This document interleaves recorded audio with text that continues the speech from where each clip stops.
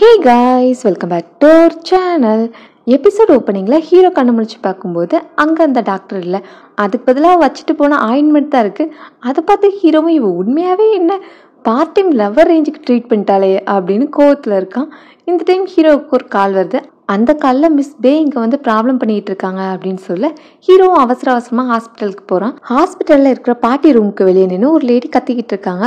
Old லேடியை பார்க்குறதுக்கு அவங்களோட பேரனையும் கொள்ளு பேரனையும் கூட நீ அலோவ் பண்ண மாட்டியா அப்படிங்கிற மாதிரி அசிஸ்டன்ட் கூட வாக்குவாதம் பண்ணிக்கிட்டு இருக்காங்க. அவனும் உள்ளே அலோவ் பண்ண மாட்டேன், மிஸ்டர் லின் அலோவ் பண்ணால் மட்டும் தான் உள்ளே அனுப்ப முடியும் அப்படிங்கிற மாதிரி சொல்ல, நீ லின் ஃபேமிலியோட டாக் தானே, எங்கே உள்ளே அனுப்ப மாட்டேன்னு ரெண்டு பேரும் ஆர்கியூ பண்ணிட்டு அவங்க அவனையும் தாண்டி உள்ளே போகலான்னு நினைக்கிறாங்க. அப்படியே ரெண்டு பேரும் தள்ளுமுள்ளு பண்ணிக்கிட்டு இருக்க கையில் வந்து குழந்தைய விட்டுடுறாங்க. அந்த குழந்தையும் கீழே விழுந்துருச்சுட்டு, ஓல்டு லேடி இப்போ கூட வந்து உங்க கொள்ளு பேரனை பார்க்க மாட்டீங்களா அப்படின்னு குழந்தை எங்கே போச்சுன்னு கூட பார்க்காம அங்கே சீன் கிரியேட் பண்ணிட்டு இருக்காங்க. பட் நல்ல வேலை பின்னாடி வந்து ஹீரோ அந்த குழந்தைய கேட்ச் பண்ணிடுவான்.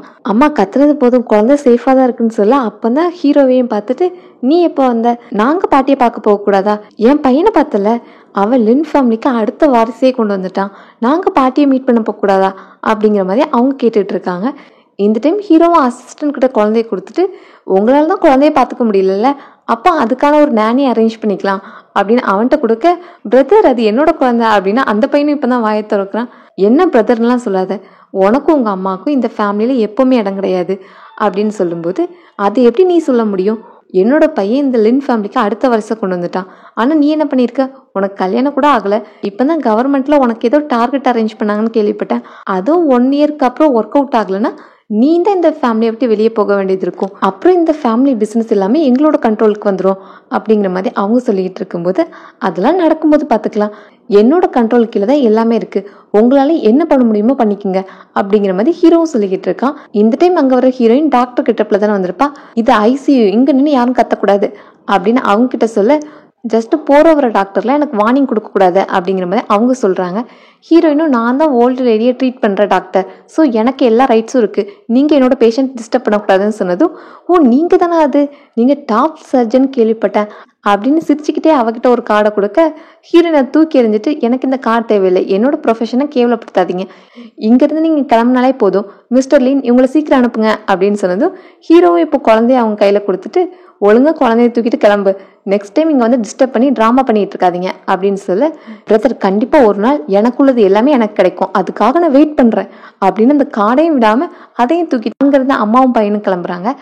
அந்த டைம் அங்கே ஹீரோயின் சிஸ்டர் வரா, யார் இப்படி கத்திட்டு போறா அப்படின்னு கேட்க, அவளை பார்த்து ஷாக் ஆகிட்டு அசிஸ்டண்ட்டும், நீ இங்கே என்ன பண்ணுறேன்னு கேட்க, பாட்டிக்கு உடம்பு சரியில்லைன்னு சொன்னாங்களே, அப்புறம் எப்படி நான் அவங்கள பார்க்க வராமல் இருக்க முடியும், அதனால தான் வந்திருக்கேன்னு சொல்ல, இப்போ அசிஸ்டண்ட்க்கும் என்ன பண்ணுறதுன்னு தெரியல, ஸோ பாஸ்கிட்ட இப்போவாது உண்மையை சொல்லலாமான்னு கேட்க, அதெல்லாம் வேண்டாம் அப்படிங்கிற மாதிரி ஹீரோவும் சொல்கிறான். இங்கே பாட்டி கண்ணு முடிச்சிட்டாங்கன்னு தெரிஞ்சதும், ஓகே நான் உள்ளே போய் பார்க்க போகிறேன்னா அசிஸ்டன்ட் சொல்கிறான். இன்னுமே அந்த ட்ராமாவை மெயின்டைன் பண்ணிட்டு இருக்கிறதுனால ஹீரோயின் கொண்டு வந்து சூப்பை ஹீரோ கிட்ட கொடுத்துட்டு, இதை பாட்டிக்கு ஃபீட் பண்ணு, இது மெடிக்கல் சூப்பு, அவங்களோட ஹெல்த் கண்டிஷனுக்கு இது ரொம்ப நல்லது அப்படிங்கிற மாதிரி சொல்லிட்டு நேராக போனால் பாட்டி நம்ம வாய்ஸை வச்சு கண்டுபிடிச்சிடக்கூடாதுங்கிறதுக்காக சூப்பை மட்டும் கொடுத்து அனுப்புறா. இங்கே ஹீரோயினோட சிஸ்டர் நானும் வந்து பார்க்க வரேன் அப்படின்னு சொல்ல, இப்போ அசிஸ்டன்ட் கூட அவளும் உள்ளே போகிறா. பாட்டியோட கண்டிஷன் முந்திக்கு இப்போ நல்லாவே இம்ப்ரூவ் ஆயிருக்கு. ஸோ அவங்களும் ஹீரோவை பார்த்ததும் ஹாப்பியாக பேசிகிட்டு இருக்காங்க. அங்கே ஹீரோயின் சிஸ்டர் வந்திருக்கிறத பார்த்ததும், நீ இங்கே என்ன பண்ணுறேன்னு கேட்க, உங்களுக்கு உடம்பு சரியில்லைன்னு சொன்னாங்க, அதனால உங்களுக்காக நான் இந்த சூப்பை ரெடி பண்ணி கொண்டு வந்தேன் அப்படின்னு சொல்லிட்டு சூப்பை காமிக்க, இதெல்லாம் நீ எதுக்கு பண்ணுற, நீ ஜின்ரனோட தங்கச்சி தானேன்னு கேட்கும்போது, நான் ஜின்ரனோட தங்கச்சி தான், பட் நானும் மிஸ்டர் லின்னும் உண்மையாக லவ் பண்ணுறோம், நாங்கள் 2 பேரும் மேரேஜ் பண்ணிக்கிற ஐடியாவில் இருக்குன்னு சொல்ல, என்ன நீயும் என் பேரன் லவ் பண்ணுறீங்களான்னு பாட்டி ஷாக் ஆகி கேட்குறாங்க. அசிஸ்டண்ட்டும் பாட்டிக்கு எதுவும் ஆயிடக்கூடாதுன்னு பயத்தில், நீ இந்த டைமில் இதெல்லாம் சொல்லணுமா அப்படின்னு ஹீரோயின் சிஸ்டர் திட்டுறான். அப்புறம் நம்ம எவ்வளோ நாள் தான் வெயிட் பண்ணணும், நம்ம தான் மேரேஜ் பண்ணிக்கிற ஐடியாவில் இருக்கும்ல, பாட்டிக்கு வர உடம்பு சரியில்லை, ஸோ எப்படினாலும் ஒரு நாள் தெரியதானே போகுதுங்கிற மாதிரி அவ சொல்ல, இப்போ தான் பாட்டிக்கு கொஞ்சம் நிம்மதியாக இருக்குது. ஸோ அவள் மிஸ்டர் லின்னு சொன்னது அசிஸ்டண்ட் தான், தன்னோட பேரனை இல்லை அப்படின்ட்டு, கொஞ்ச நேரத்தில் என் பேரனோட கண் பார்வைக்கு எதுவும் பிரச்சனையோன்னு நினச்சிட்டேன் அப்படின்னு சொல்லும்போது, நீங்கள் நினைக்கிற மாதிரி ஜின்ரன் நல்ல பொண்ணுலாம் கிடையாது, அவள் ஸ்கூல்லேயே பெரிய புள்ளி அப்படிங்கிற மாதிரி இப்போ ஹீரோயினை பற்றி தப்பு தப்பாக பேசிக்கிட்டு இருக்கா. சரி அதெல்லாம் பேச வேண்டாம், நான் உங்ககிட்ட கேட்குறதுக்கு மட்டும் நீ ஆன்சர் பண்ணு, நீ உண்மையாகவே ஜின்லினை லவ் பண்ணுறியா, ஜின்லின்னு ஒரு பர்சனை உனக்கு பிடிக்குமா, இல்லை அவனோட ஐடென்டிட்டி உனக்கு பிடிக்குமான்னு கேட்க, இதுக்கா போய் சொல்ல தெரியாது, எனக்கு ஜின்லின்னா ரொம்பவே பிடிக்கும், அவன் புவராக இருந்தாலும் ரிச்சாக இருந்தாலும் நான் அவனை லவ் பண்ணுவேன் அப்படின்னு ஆல்ரெடி ரெடி பண்ணி வச்சுருந்த ஆன்சரை எடுத்து பக்காவாக அடிச்சு விட்றா. ஸோ பாட்டியும் நான் அவன்கிட்ட அவனை பற்றி சொல்லாத ஒரு மேட்டர் இருக்குது, அவனுக்கு ஒரு பெண் குழந்தை இருக்குது, அது உனக்கு ஓகேவான்னு கேட்க அசிஸ்டண்ட்டும் சாரி நான் உங்ககிட்ட இதை மறைக்கணும்னு நினைக்கல, எனக்கு இதுக்கான கரெக்டான சான்ஸ் கிடைக்கல, எனக்கு ஒரு குழந்தை இருக்குது உண்மைதான் அப்படின்னு சொன்னதும் அவளும் இந்த பெருசாக கேர் பண்ணிக்காத மாதிரி நான் ஜின்லின்ல ரொம்பவே லவ் பண்ணுறேன், ஸோ அவனோட எல்லாத்தையுமே நான் அடாப்ட் பண்ணிப்பேன் அப்படிங்கிற மாதிரி சொல்கிறான். ஸோ அதனால் அந்த குழந்தை இருக்கிறதும் பெரிய பிரச்சனை இல்லைங்கிற மாதிரி தான் சொல்லுவாள். பட் மனசுக்குள்ளே அவனுக்கு ஒரு குழந்தை இருந்தா என்ன, 10 குழந்தை இருந்தா எனக்கு என்ன, நான் ரிச் ஆக போகிறேன், அதுக்காக இந்த சின்ன சாக்ரிஃபைஸ் கூட பண்ண மாட்டேனா அப்படிங்கிற மாதிரி மனசுக்குள்ளேயே கால்குலேஷன் போட்டுக்கிட்டு இருக்கா. பாட்டியும் ஓகே நீங்கள் இந்த அளவுக்கு சொல்கிறீங்க, 2 பேரும் ஒருத்தர் இந்த அளவுக்கு விரும்புறீங்கன்னா எனக்கும் இந்த மேரேஜில் நோ அப்ஜெக்ஷன் அப்படிங்கிற மாதிரி சொல்ல பாட்டியோட அக்செப்டன்ஸே கிடச்சிருச்சு அப்படின்னு ஜாலியில் இந்த சூப்பை நான் உங்களுக்காக ரெடி பண்ணேன், கண்டிப்பாக நீங்கள் இதை குடிக்கணும் அப்படின்னு சொல்கிறா. பட் பாட்டி ஹீரோ கையில் இருக்கிற ஃப்ளாஸ்கை பார்த்துட்டு இது என்னதுன்னு கேட்குறாங்க. இது உங்கள் அட்டெண்டிங் டாக்டர் உங்களுக்காக ரெடி பண்ணி கொடுத்தாங்க, இது உங்கள் ஹெல்த் இம்ப்ரூவ்மெண்ட்டுக்கு நல்லதுன்னு சொன்னாங்கன்னு சொல்ல ஓகே நான் இதை குடிக்கிறேன்னு சொல்கிறாங்க. அது எப்படி ஏன் சூப்பை வேண்டான்னு சொல்லிட்டு அந்த சூப்பை குடிக்கிறாங்க, என்ன அக்செப்ட் பண்ணிக்கிட்டாலும் என்கிட்ட ஒழுங்காக பேச மாட்டாங்களே அப்படின்னு அவளாலையும் சும்மா இருக்க முடியல. ஒரு மேனுக்கு என்ன தெரியும் நான் பாட்டிக்கு சர்வ் பண்ணுறேன் அப்படின்னு அவங்க கையில் உள்ள சூப்பையும் வாங்கிட்டு தன்னோட சூப்பை தான் பாட்டிக்கு ஊற்றி கொடுக்குறேன். இப்போ பாட்டி மட்டும் நல்லா இருக்குன்னு சொல்லட்டும், இதை நான் தான் பண்ணேன்னு சொல்லி கிரெடிட்லாம் வாங்கிக்கலாம் அப்படிங்கிற ஐடியாவில் அவளும் ஊற்றி கொடுக்குறா. பட் பாட்டிக்கு அந்த ஸ்மெல்லே பிடிக்கல, வேண்டாம் வேண்டான்னு சொல்ல இவளும் ஃபோர்ஸ் பண்ணி கொஞ்சமாக ஊட்டி விடுறா. லாஸ்ட்டில் அதனால பாட்டி வாமிட் தான் பண்ணுறாங்க. இதுக்கும் எனக்கு எந்த சம்மந்தமும் இல்லை, நான் பாட்டிக்கு அந்த டாக்டர் சூப்பை தான் ஊற்றி கொடுத்தேன், அந்த டாக்டர் தான் ஏதோ கலந்துருக்கான்னு நினைக்கிறேன் அப்படின்னு சொல்ல இப்போ ஹீரோ கோவமா அந்த உமனுக்கு எவ்வளோ தைரியம் இருந்தால் என்னோட பாட்டியே பாய்சன் பண்ணுவான் அப்படின்னு அவளோட சட்டையை போய் பிடிச்சிட்டு எவ்வளோ தைரியம் இருந்தால் என் பாட்டியை நீ பாய்சன் பண்ணியிருப்பா, அந்த மூஞ்சி எப்படி இருக்குன்னு நான் பார்க்கணும் அப்படின்னு மாஸ்கில் கை வைக்க ஹீரோயினும் தப்பிக்கிறதுக்காக எங்கள் ஃபேமிலியில் ஒரு ரூல்ஸ் இருக்குது, என் ஃபேஸை பார்த்தனா அப்புறம் நீ தானே மேரேஜ் பண்ணிக்கணும்னு சொல்ல அவனும் ஃபேஸை பார்க்குற மேட்டரை விட்டுட்டு வந்து என் பாட்டிக்கு என்னாச்சுன்னு பாரு அப்படின்னு சொல்லிட்டு அவளை ரூம்க்கு இழுத்துட்டு போனால் அவளும் செக் பண்ணி பார்த்துட்டு பாட்டியோட இன்டர்னல் ஆர்கன் ஃபங்க்ஷன்லாம் கொஞ்சம் மோசமாக இருக்குது அப்படிங்கிற மாதிரி அவளும் ஐடென்டிஃபை பண்ணுறா. இந்த மேட்ரை இப்படியே க்ளோஸ் பண்ணிடணும்னு ஹீரோயின் சிஸ்டரும் பலர்னு அவளுக்கு ஒரு அறையை விட்டு இதுக்கெல்லாம் காரணம் நீ தான், நீ கொடுத்த சூப்பை குடிச்ச பிறகு தான் பாட்டிக்கு இப்படி ஆச்சு, அந்த சூப்பில் என்ன கலந்த அப்படின்னு பிளேமை தூக்கி அவ மேலே போட்டுட்ருக்க. அப்போ தான் ஹீரோயினும் சூப் பவுலை பார்த்துட்டு இந்த சூப்பை நான் கொடுக்கவே இல்லையே அப்படின்னு சொல்கிறா, இது உன்னோட ஃப்ளாஸ்க்லேருந்து ஊற்றுனது தான் அப்படின்னு சிஸ்டர் சொல்ல அவளும் தன்னோட ஃப்ளாஸ்க்கை ஓப்பன் பண்ணி அதை இன்னொரு பவுலில் ஊற்றி காமிக்கிறா. அது பார்த்தா பிளாக் கலரில் இருக்குது, இது ப்ரௌன் கலரில் இருக்குது. சரி இந்த ஃப்ளாஸ்க் என்னதுன்னு கேட்கும்போது இது இவ கொண்டு வந்ததுன்னு சொல்ல அதை ஊற்றி பார்த்தா தான் சேம் கலரில் இருக்குது. ஸோ நீ கொடுத்த சூப்பால் தான் பேஷண்ட்க்கு இப்படி ஆயிருக்கு அப்படின்னு ஹீரோயின் சொல்கிறா. அதை அவள் ஒத்துக்கவே மாட்டேங்கிறா. நான் கஷ்டப்பட்டு பாட்டிக்காக எல்லாத்தையும் பார்த்து ரெடி பண்ணி கொண்டு வந்தேன், அதை எப்படி நீ பாய்சன் சொல்ல முடியும் அப்படின்னு அவள் கேட்க சரி ஒன்றும் பிரச்சனை இல்லை, இப்போவே லேபுக்கு அனுப்பி டெஸ்ட் பண்ணிடலாம் அப்படின்னு சொல்ல ஐயோ லேபுக்கு போய் நம்ம மாட்டிக்கிட்ட பிரச்சனையாயிருமே அப்படின்னு அதை தட்டி விட நீ ரொம்பலாம் கஷ்டப்படாத, ஃப்ளாஸ்கில் மிச்ச சூப் இருக்குல்ல அதை கொடுத்து டெஸ்ட் பண்ணிக்கலான்னு சொல்ல இவ விடமாட்டா போலையே.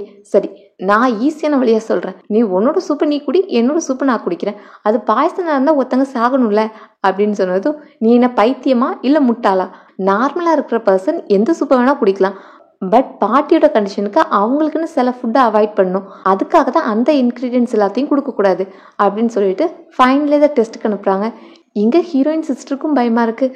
ஸோ எனக்கு ஒரு இம்பார்ட்டண்டான ஒர்க் இருக்குது, ஸோ நான் கிளம்புறேன், ரிசல்ட் வந்ததே எனக்கு சொல்லி அனுப்புங்க அப்படின்னு எஸ்கேப் ஆகலான்னு பார்க்குறா. அதெல்லாம் முடியாது, அது எப்படி ரிசல்ட்டையும் கேட்டுகிட்டே போ அப்படின்னு ஹீரோயின் அவட சொல்ல அவளும் தப்பிக்கிறதுக்கு வழியெல்லாம் முடிச்சிட்ருக்கா. டெஸ்ட் ரிப்போர்ட்டும் வருது, வந்தால் சிஸ்டரோட சூப்பில் இருந்த இன்க்ரீடியன்ஸ் பாட்டிக்கு ஒத்துக்கலை, அதனால தான் அவங்க வாமிட் பண்ணியிருக்காங்கன்னு தெரிய ஹீரோ செம கோவத்தில் இருக்கான். அதை பார்த்து அசிஸ்டன்ட் நீல் டவுன்லாம் போட்டு இந்த ஒரே ஒரு டைம் மட்டும் அவளை மன்னிச்சு விட்டுருங்க, நான் என்னோட டிவோர்ஸ்க்கு அப்புறம் நான் செகண்டாக ரொம்ப லவ் பண்ண பொண்ணு இவ தான், அவள் பாட்டி மேலே இருந்த பாசத்தில் தான் எல்லாமே பண்ணியிருக்கா, பட் இருந்தாலும் அவளுக்கு மெடிக்கல் நாலேஜ் இல்லாததுனால தான் இப்படிலாம் நடந்துருச்சு அப்படின்னு சொல்லிட்டு ஒரே ஒரு டைம் மன்னிப்பு கொடுத்துருங்க அப்படின்னு கெஞ்சி கேட்டதுனால ஹீரோவும் மனசிறங்கி ஓகே இந்த ஒரே ஒரு டைம் தான், நெக்ஸ்ட் டைம் பாட்டி பக்கத்துலேயே அவன் நெருங்காத மாதிரி பார்த்துக்கோ அப்படின்னு சொல்லிட்டு ஹீரோ மன்னிச்சு விடுறான். அடுத்த சீனில் ஹீரோயின் தான் கூட இருந்த பெக்கரை ஷாப்பிங்காக வெளியே கூப்பிட்டு போகிறா. அந்த பிளேஸில் மிஸ் பேயும் ஆல்ரெடி உட்காந்துக்கிட்டு இருக்காங்க. அவங்க தான் ஹீரோயினோட ஸ்டெப் மதர், அதாவது அவங்க அப்பாவோட செகண்ட் ஒய்ஃப். இப்படி அங்கே ஹீரோயினை மீட் பண்ணதான் அவங்களுக்கும் ஹீரோயின் யாருங்கிற ஐடியா இருக்குது. அவள் தான் ஹீரோக்கு அசைன் பண்ணியிருக்கிற டார்கெட்னு தெரிஞ்சு அவகிட்ட வம்பிழுக்கிறதுக்காக ஸ்டோர் மேனேஜரை கூப்பிட்டு உங்கள் ஸ்டோரோட பிராண்ட் வேல்யூ பேரும் போலையே, இந்த மாதிரி லோக்கல் பீப்புளெலாம் உங்கள் கடையில் வந்து ஷாப் பண்ணுறாங்க அப்படின்னு அவரை ட்ரிகர் பண்ணி விட அவரும் ஹீரோயின்கிட்ட போயிட்டு ஹீரோயின் கூட வந்திருக்கிற பெக்கரை பார்த்தா அவங்களோட அப்பியரன்ஸ் பேடாக தானே இருக்கும், ஸோ அதை வச்சுட்டு நீங்களாம் ஏன் இங்கே ஷாப் பண்ண வந்திருக்கீங்க? உங்களால் இங்கே ஒரு ப்ராடக்ட் கூட அஃபோர்ட் பண்ண முடியாது. நீங்களாம் ரோட்டு பக்கமாக இருக்கிற கடைக்கு தான் போகணும், இங்கே வரக்கூடாது அப்படின்ட்டு வெளியே போக சொல்லிட்டு இருக்கான். என்னால் அஃபோர்ட் பண்ண முடியாது, நீங்கள் எப்படி சொல்கிறீங்க? சரி, இந்த ட்ரெஸ்ஸை எனக்காக பில் போடுங்க அப்படின்னு ஹீரோயின் ஒரு ட்ரெஸ்ஸை சூஸ் பண்ணுறா. பட் அதையும் அவன் அலோவ் பண்ண மாட்டேங்கிறான். எங்களோட பிராண்டுக்குன்னு டார்கெட் கஸ்டமர் இருக்காங்க, சும்மா வர்றவங்களுக்கெல்லாம் செல் பண்ண முடியாது அப்படின்னு அந்த ப்ராடக்டை தர முடியாது அந்த மாதிரி சொல்லிக்கிட்டு இருக்கான். இப்போ தான் மிஸ் பே என்னமோ அவங்கள பார்த்த மாதிரி, ஓ உன்னோட நேம் ஜின்ரன் தானே, ஒன்று தானே மிஸ்டர் லின்னுக்கு அசைன் பண்ணியிருக்காங்க அப்படின்னு அவகிட்ட வந்து தன்னை இன்ட்ரடியூஸ் பண்ணிவிட்டு ஸ்டோர் மேனேஜர்கிட்டையும் எனக்கு இவங்களை தெரியும், ஜின்ரனுக்காக நீங்கள் எந்த ட்ரெஸ் வேணால் எடுத்து கொடுங்க, எல்லாத்தையும் என்னோட அக்கௌண்ட்டில் எழுதிக்குங்க, நான் பே பண்ணிடுறேன் அப்படின்னு அவங்களும் ஷோ ஆஃப் பண்ண, இவ ஷோ ஆஃப் பண்ணுறதுக்கு என் முன்னாடி வந்து நிற்கிறாளே அப்படின்னு ஹீரோயினுக்கும் கடுப்பாகுது. எனக்கு யாரோட ஹெல்ப்பும் தேவையில்லை, என்னாலே பே பண்ணிக்க முடியும், அது மட்டும் இல்லாமல் நீங்கள் யாருன்னு எனக்கு தெரியாது அப்படின்னு அவங்ககிட்ட ரூடாக பேச அவளுக்கு கடுப்பாகுது. இவ்வளோ நேரம் அமைதியாக இருந்த பெக்கரும் சடனாக அந்த மிஸ் பே மேலே பாஞ்சிடுறாங்க. எதுக்கு சண்டை போடுறாங்கன்னே தெரில. ஒரு வழியாக 2 பேரையும் காம் டவுன் பண்ணி வச்சா அந்த பெக்கர் அந்த சண்டையிலேயே மயங்கிடுறாங்க. ஸோ ஸ்டோர் மேனேஜரும் இதுக்கெல்லாம் காரணம் நீங்கள் தான், உங்களை உள்ள அலோவ் பண்ணியிருக்கவே கூடாது, நீங்கள் எங்கள் கஸ்டமர் அடிச்சுட்டு எங்கள் ப்ராடக்ட்டையும் டேமேஜ் பண்ணிட்டீங்க, இதுக்கான நஷ்டத்தை நீங்கள் பே பண்ணால் தான் நாங்கள் வெளியே விடுவோம் அப்படிங்கிற மாதிரி சொல்லிக்கிட்டு இருக்காங்க. இங்கே ஹீரோயின்ட்டு அவ்வளோ பெரிய அமௌண்ட் இல்லை, நஷ்டா பெரிய அமௌண்ட்டை வரை கேட்குறாங்க. ஸோ ஹீரோனால் பே பண்ண முடியாது அப்படிங்கிறதுனால ஹீரோக்கு கால் பண்ணி ஹெல்ப் கேட்கலாம் அப்படிங்கிறதுக்காக ஹீரோக்கு கால் பண்ணி கூப்பிட்றான். அப்போ அவனை அங்கே ப்ராப்ளம் பண்ணிகிட்டு இருக்கிறது மிஸ் பே தான் அப்படின்னு தெரிஞ்சதுனால அவனும் இப்போ கிளம்பி வரான். இங்கே அவன் வர்றதுக்கு முன்னாடியே அவனோட பிரதர் வந்து நின்று, அம்மா உங்களை இப்படி அடிச்சது யாரு அப்படின்ட்டு கேட்கும்போது, எல்லாம் உன் பிரதருக்கு செட் பண்ணி வச்சிருக்க அந்த ஜின்ரன் தான், அவளும் அவள் கூட வந்திருக்கிற லேடியால் தான் இவ்வளோ பிரச்சனையும் அப்படின்னு சொல்லிட்டு இருக்கும்போது இப்போ அந்த பெக்கரும் முழிக்கிறாங்க. அவங்களால பேச முடியாது, அதனால இப்போ அவங்களோட மைண்ட் வாய்ஸ் தான் ஓடிக்கிட்டு இருக்கு. நீ என்னை மறந்துட்டியா, ஒன்னால தான் 20 வருஷமாக நான் இந்த கஷ்டத்தை அனுபவிச்சுட்டு இருக்கேன், 20 வருஷத்துக்கு முன்னாடி என்னோட ஃபேஸை டேமேஜ் பண்ணிட்டு என்னை பேச முடியாமல் ஆக்கிட்டேன், ஆனால் உன்னை பக்கம் முந்தியோட இப்போ தான் நிறைய மணி ஸ்பெண்ட் பண்ணிட்டு ஹாப்பியாக சுற்றிட்டு இருக்க போல, பட் இது எல்லாத்தையும் நான் பறிப்பேன் அப்படிங்கிற மாதிரி அவங்களோட மைண்ட் வாய்ஸ் ஓடிக்கிட்டு இருக்கு. அது மட்டும் இல்லாமல் மிஸ் பேக்கு அந்த பெக்கரோட ஃபேஸ் கொஞ்சம் டேமேஜ் ஆனதுனால அது யாருன்னு கூட அவங்களால ஐடென்டிஃபை பண்ண முடியல. ஹீரோ ஷாப்புக்கு வந்தது அங்கே உள்ள மேனேஜர், இவர் தான் உங்கள் ஃப்ரெண்டா அப்படின்னு கேட்டுட்டு ஹீரோ கிட்டேயும் பில் பேமெண்ட்டை பற்றி பேசிக்கிட்டு இருக்காங்க.